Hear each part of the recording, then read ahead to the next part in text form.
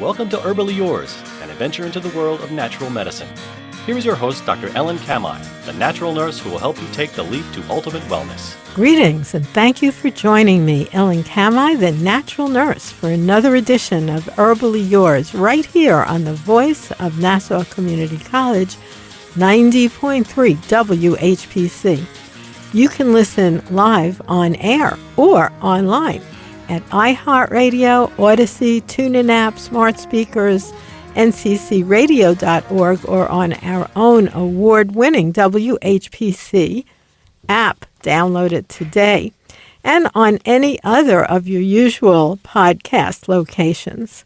Herbally Yours has consistently brought you the latest information about the many facets in the world of natural living since 1990. And today we are so happy to have on board as our guest Jen Frey. Jen Frey is going to be talking about communicating with plants, heart-based practices for connecting with plant spirits.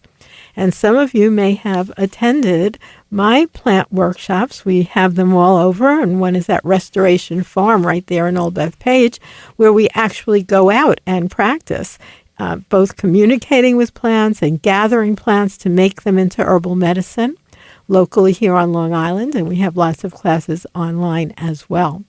Jen Frey is a healer, mentor, and earth advocate with more than 20 years of experience with plant essences, energy work, and herbal practices. And she is the founder of Brigid's Way and co-steward of Heart Springs Sanctuary. She has dedicated her life to the spiritual path of plant work, and she lives in Pennsylvania.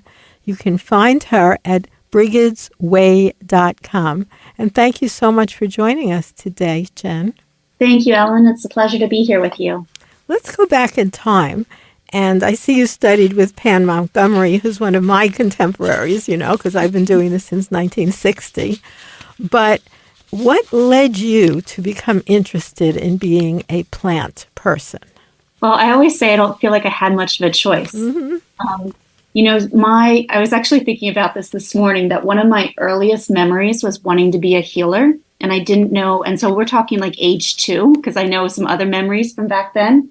And but then I wasn't quite sure about that path. It kind of wound back and forth. But both of my grandparents, both sides of my grandparents, were really plants were very important to them. On my father's side, those grandparents grew most of their own food. They had about a half acre of land in the suburbs. And so they had fruit trees and nut trees and a huge vegetable garden. And, taught me that the best medicine came from the garden. And then my maternal grandfather, who's probably actually my biggest influence, he went to school to be a chicken farmer, which it still blows my mind that people went to college to be chicken farmers. And, learned, like many, that he couldn't really support his family in that way. And so then he he became a Methodist minister. And I think he did that because most of his life he could then spend in the garden. That was his real passion. And so from an early age, he taught me about asking permission from the plants. And we had to sing to the strawberries. There was always music playing in his greenhouse. And so they both just introduced me to the magic of plants, that there was never a time that they weren't important in my life. So you really had an early and familial kind of introduction. I did. Of course, my studies continued to grow. Like neither of them was really interested in herbs. I mean, my maternal grandfather took a lot of supplements, but didn't really go to an herbal doctor per se. But then like in 6th grade, I had this chronic bronchitis that I would get every year. And I discovered about thyme and healing for bronchitis. And so I decided to try it, and it worked. And that is what really got me on to studying herbs. And then junior high and was flower essences and homeopathy. So, it just spun out from there. Well, let's remind our listeners that besides being an expert in plants and plant communication, you have a new book, and that is called Communicating with Plants, Heart-Based Practices for Connecting with Plant Spirits. Is that the name of the book? Yep, that's it. So if people just search Communicating with Plants, Jen Frey. They should be able to come right up on a place that they could get that book. Absolutely. What made you decide, because you obviously have a lot of knowledge about plants and about herbal medicine, to focus a lot of work, because writing books are hard, I've written many of them, it's a lot of time, with this particular topic, communicating with plants? So it wasn't my choice, really. So, back when, in somewhere around 2006 is when I started to realize that I was consciously communicating with plants from a young age. That had been a desire of mine, and I always had hoped that I would be good enough. That's what I thought, like we had to be a special person to be able to communicate with plants. And then around 2006, I was working with mulberry, and I started realizing that all these solutions that were coming to really difficult problems I was facing with were coming to me from the mulberry trees. And so I started delving more into consciously communicating with plants. And from then on, I wanted to share it with anybody and everybody, because it was just saying, like, we're all able to do this. Like, we don't have to be special. There's nothing wrong with you. This is what you're meant to do. And way back then, they had asked me to write a book. But I said, I was in my late 20s, and I'm like, what do I know about writing a book? There are so many wiser people out there who've had much more life experience with plants that they're the ones that should be writing the book. So I thought I was being really humble. And then as time went on, I realized that I was not being humble. I was being arrogant, because I was thinking it was coming from me. And the plants were adamant that they wanted to write the book. I was just the pencil. And so we started on this book. It's been a really long process, like over 10 years of, starting, stopping. And I had a whole other book plan created, and it just wasn't happening. And I was adamant I didn't want to write a book about plant communication. And then the plants just made it very clear that's what they want. And as soon as I gave in and started writing it, it just everything lined up. The book contract came in no time at all, as soon as, like, within days of me submitting it, and everything started flowing. So it was really the plants' push, not mine. Well, it's definitely a beautiful thing. And I would say almost everyone who has plants has experienced communicating with plants. They may not be aware of it, especially, let's say you live in a house, and every day you walk past a certain plant. These plants are individual entities who absolutely are releasing fields that can be measured. And that is even how they made the polygraph machine, measuring our own fields.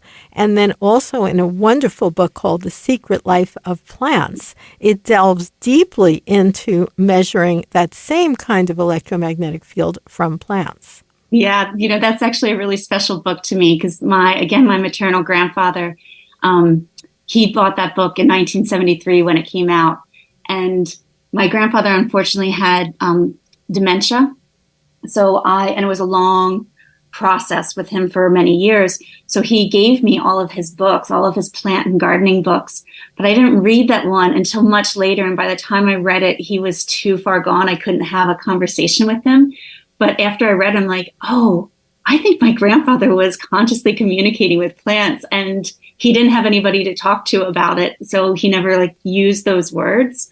But it is something, again, that book was probably one of the first in the English language to talk about plant intelligence, and we've had so many since then. But this is what Indigenous people have known all along, that plants communicate with us. They're our relatives. They want to be in relationship with us. They want to connect with us. And it's our birthright. We all have the ability to talk to them, and our lives depend on being able to communicate with them. That's true. So it's just a matter of becoming aware of that. But your book does a beautiful job, and the scientists, if people do want to look up The Secret Life of Plants, it's actually available also on YouTube, the full movie. I did know that person that is in that movie. His name is Cleve Baxter, and he is the person who studied those electromagnetic waves and actually brought forth the polygraph machine in terms of its use as a lie detector.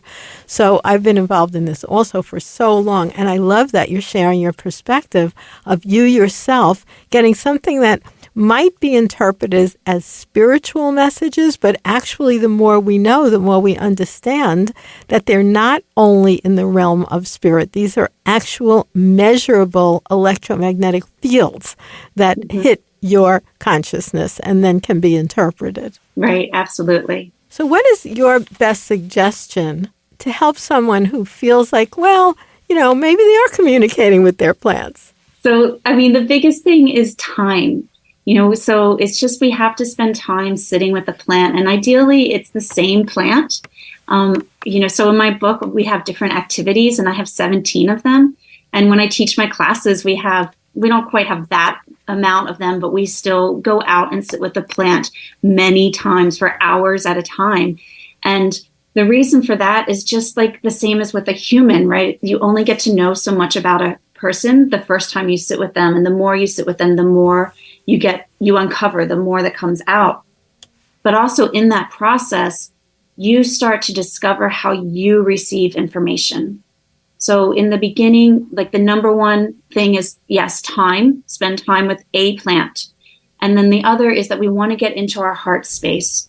So again, you seem to like science, so I'll just say there's a lot of science backing this up, that our hearts are the the primary perceptive organ of our body.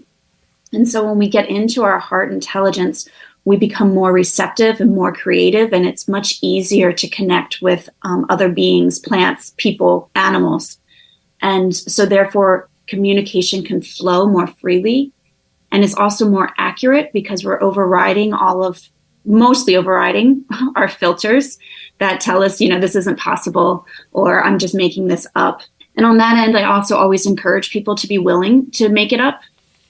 There's so much of us that we're so afraid that we're just creating this, or we might go insane. People might, lock us away or whatever. But I think what we're doing, again, having those multiple times there, is we're looking for patterns. And so you start to see certain messages are coming again and again. And then, of course, we can compare notes with other people, and they might have something similar. They don't always, because the plants also give us what we personally need. But it is helpful sometimes to have another set of eyes look and say, like, oh, yeah, that absolutely makes sense. It's one of the things I do in my classes is I sit there and I listen to people, their experiences, and then I help them to understand them. Well, go ahead. It's quite a beautiful book. I just want to remind our listeners that you are listening to Herbally Yours right here on the voice of Nassau Community College, 90.3 WHPC. You can always listen live on air in your car or on your little radio in your kitchen. Does anyone still have that? Well, we did that, but now you can also get us online at nccradio.org or iHeartRadio or any of your podcast listening venues. And today we have as our guest Jen Frey. That's Jen and Frey, Jen Frey. And we're talking about her new book, Communicating with Plants. And you can find it with that name. It's Heart-Based Practices for Connecting with Plant Spirits.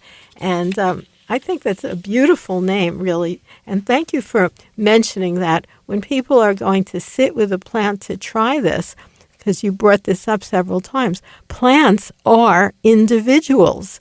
That tree growing in front of someone's house has been there probably much, much longer than that person has in that house. So it actually has a consciousness and knows a lot about what's going on there. It's not just the tree. And the same is true even with lower plants such as flowers and grasses. Those are individuals. Yeah, they're both individuals and communal, which is hard for us to recognize, but the same is true for us. And so I say that because, when you're tapping into that tree, you're getting the tree's message and the tree's wisdom, but they also can let you know what's going on in the ecosystem around there. And again, science is showing us that we can't just remove one being from an ecosystem and everything is okay, because it's all connected. So that's a really wonderful thing that plants are teaching us is that we're individuals, but we're also connected to everything, and all of it affects us, whether we're aware of it or not. That is a really good message. So I know that you have a lot going on in terms of information that you share, your website, and you have YouTube and Facebook and Instagram. By the way, we will have all those links listed on our archive. So if people hear this show on the radio, or now I found out you can just look at the face of your phone and there's something that you press that it's called podcasts, and you can actually get Herbally Yours from WHPC on anybody's little podcast link there, as well as our other show, The Natural Nurse and Dr. Z. So people might be listening to this all different ways. But what is the easiest way to find you? Like perhaps just Google your name. Would that bring you to all those things, Jen Frey? I would say actually my website, which is brigidsway.com. And I spell it the Irish way, which is BRIGIDSWAY. And from there, they can visit all those other venues. Yeah, and it has my email there too. So, people can send me lovely little notes. I love to hear from people. And ask questions. So if someone did, decide to attempt this, usually those kind of people who do attempt this don't feel like they're going to be arrested and sent to the nut house. They know they've been getting those messages already. And even just from hearing our show today, it will validate the fact that not only is it a very, very common experience amongst almost all humans, whether or not they've paid attention to it, it's also very specifically scientifically validated. As a matter of fact, in every cell, we have receptors, specific and different receptors, where things can fit in, and those are called receptor sites. And there are receptor sites specifically for intra-species communication. That means like you and I talking to each other, or other humans speaking to each other. And there are also other distinct receptor sites for interspecies communication, which means communication between species. And if that hasn't happened to you with plants, it probably has if you've ever had a pet. Almost every pet owner feels like their pet is communicating to them, like, let's go for a walk, or I'm hungry, or I'm happy, or, they seem to be more able to really tune into that. Those are the same receptor sites that are stimulated with communicating with any being. And that could be rocks also, by the way, who have a very strong electromagnetic field as well as a piezoelectric field. So whether you're into the realm of spirituality or science, plant communication is very validated. Yeah, yes, and I agree. I love that you point out rocks because often people will talk about it's easiest to communicate with living beings, and then we don't think rocks are living, but they are absolutely living. And yes, their intelligence is so different. So while my book focuses on plants, I actually communicate with all of nature, and it's so interesting, the different messages that you receive and in the different ways. Well, you can give us perhaps a specific example of how communicating with plants has changed your life. Oh, I never like this question because it's so hard because there's so many examples. For me, one, communicating with plants got me to really follow my dreams and start the healing practice. Many might consider this challenging, but they convinced me to leave a very toxic, abusive marriage and helped me find the place where I'm currently living. They've helped me with different illnesses, personal illnesses, and of course they guide the way in my healing practice. So for my own clients, they help clear things that aren't of service to them.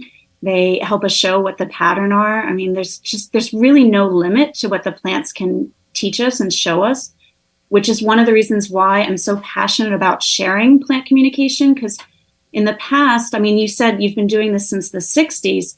And so you know that in the past, there was a lot of people who love plants and are like interested in herbs or natural healing, that they were the ones that were really into learning how to communicate with them. But now I feel like we need everybody because there's such a global crisis, right? There's so many change going on. And so nature has the wisdom to show us how to create this better world where we can all thrive and all beings can be created or treated as sacred. And so we need people in different fields who aren't necessarily consider themselves plant people to learn how to communicate, to guide them. So it could be in green building, it could be in solar design, it could be in pharmaceuticals. There's just no limit. Well, that's true. Everybody has their own unique experience. And one thing that I love to teach in terms of a technique while someone's doing, like you talked about, sitting with an individual plant, is the fact that the actual communication center, if you think about our body, so our brain is on the top and our genitals are towards the bottom. But if we think about a tree, it's actually the opposite. Because where the flowers are, or the fruit, that is the sexual organ and the reproductive capacity place of plants, and those are on the top. While their main communication area, that would be like their brain, is sometimes called the wood wide web, but it's on the microbes of the fibrils of the roots. So I always like to think about a plant when I'm going to do direct communication with it in terms of sort of standing on its head, and I will project my conscious thoughts and receptors as well into the root area, and I find that you get a much clearer and faster communication route. Yeah, that's one of the steps in the book is what we call grounding. And it is definitely that we can communicate via the roots. And those roots, again, take us out even farther, connecting with all of nature. Yeah, it's quite amazing to see how complex that system is. And, how much, like you brought up, that it's being rapidly destroyed all over the world, which is not necessarily to humans' benefit in the end, although it might make someone a lot of money short term. Right. It's definitely not our benefit to the end. Right, because it's very, very disruptive. And what kind of messages do the plants share with you?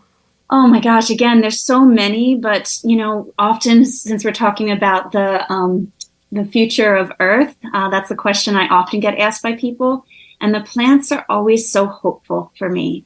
They definitely, when I mess up, they definitely let me know that I mess up.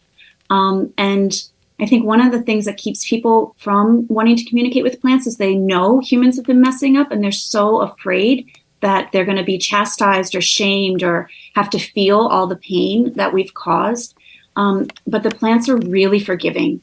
And so they just recognize that we have many chances to try again. And it's all an experiment. So when I mess up, they let me know, they show me what I can do differently. And they also show me how I can make amends and encourage me not to, let it spin me out. I have to stay focused. And again, as far as our future, they just seem to be so hopeful. They have a lot to support humans, and they know that we can rise up into who we're meant to be, and that we can learn from our mistakes and create a better world. Well, that's a very hopeful message. And you mentioned sort of like earthing. That term now was taught by Bernard Jensen, for instance, many, many years ago when I studied with him. But really it has to do with having no shoes on and touching the earth. It sounds like a really fancy thing, but it's really just getting to commune with the earth energy. Yeah, I think what you just said there, I think that's important. So, so often I think because of our capitalistic society that we're in, we think everything has to be so complex and expensive. And yet here it is, it's like possibly our biggest guides, our biggest helpers in this world. They're growing right out of the cracks for free in cities. And so we can go right to them and learn what it is that we need to do. We don't need any fancy equipment. It might be nice to have a magnifying glass or a pen or paper, but you don't need anything. And it's so, not only does it help us as far as learning and guiding us along the way, but we also feel so much better.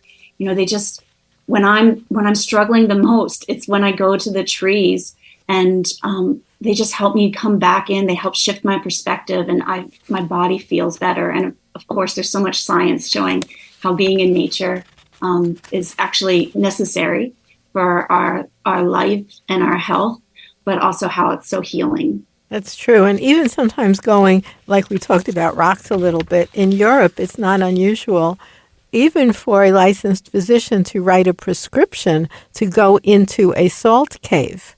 where you're getting not only the salt molecules that you're breathing in, but the energy from those salt rocks. And it's actually becoming more common in the U.S. for physicians to write, go take a walk in nature, as right on a prescription pad. And it makes so much sense. Right, absolutely. I mean, in my own healing practice, that's almost always what I call home play. And it's almost always one of my recommendations. It's like, you got to go spend time in nature. And it's, again, it's the time that we're struggling the most. That's the time that we have to be there. And I just want to stress, because so often when we talk about go to nature, we think about like we have to go to really wild places like Yosemite or Yellowstone. And really, no matter where you are, nature's around you, even if it's just looking up at the sky. Again, those plants that grow in the cracks or a tree on a city sidewalk. I'm very fortunate to live in a beautiful sanctuary where I'm surrounded by gorgeous plants and water. But that doesn't have to be, we don't have to go somewhere special. It can be just right outside our doorstep. Yeah, it's a really good thing to be aware of what's right outside your doorstep, especially like those times, which unfortunately we're hearing about daily everywhere across the country, right? Where everything is washed away in a minute. It just happened actually in Vermont last week at Rosemary Gladstone's sanctuary. Her road is now gone. And that's one of the most intensely gorgeous and respected sanctuaries where there's lots of plant communication going on. And now they're going to have some major trouble. But yet they know which plants are there and what plants they can use for food and medicine while they're getting their supplies through the road being built. So that's a good thing to know about as well. Yeah. So thank you so much for writing this book and, for having it widely available and easy for people to find you at your website at brigittsway.com. And we've been talking today with Jen Fry, author of Communicating with Plants, Heart-Based Practices for Connecting with Plant Spirits. And thank you so much for being our guest today. My pleasure, Ellen. Thanks for having me. And thank you, listeners, for tuning in to Herbally Yours, produced in the studios of 90.3 WHPC, Nassau Community College, Garden City, New York. For further information, email us at whpc@ncc.edu. This is your host, Ellen Kamhi at naturalnurse.com, inviting you to join us next week for another edition of Herbally Yours. Until then, stay healthy.